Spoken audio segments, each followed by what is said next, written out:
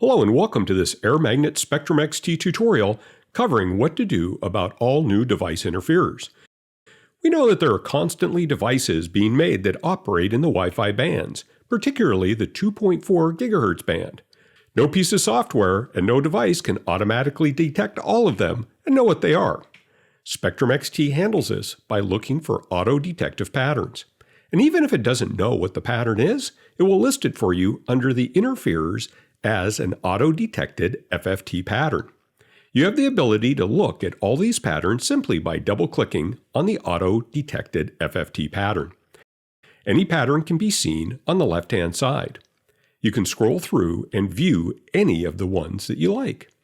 If you would like to see how a particular pattern looks across the entire frequency band, you can click on the magnifying glass. This will show you what the auto-detect shape looks like compared to the overall frequency. If the particular signal that you see is one that you believe is an interferer that you care about, you can simply rename this device and add it as a custom signature.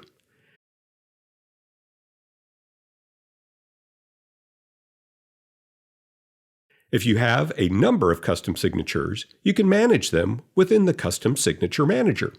If you happen to track down what the device is, you can put a description in. You can even attach a picture of the device should you find it and want to take one. Another feature that Spectrum XT allows is to import or export signatures that you found. This allows for sharing signatures for devices you've stumbled across with your coworkers and for your coworkers to share devices they've found with you. This cuts down on the amount of time you need to spend creating new signatures. From this point on, anytime you see this device, it will show up in the interferers window with the name you've given it.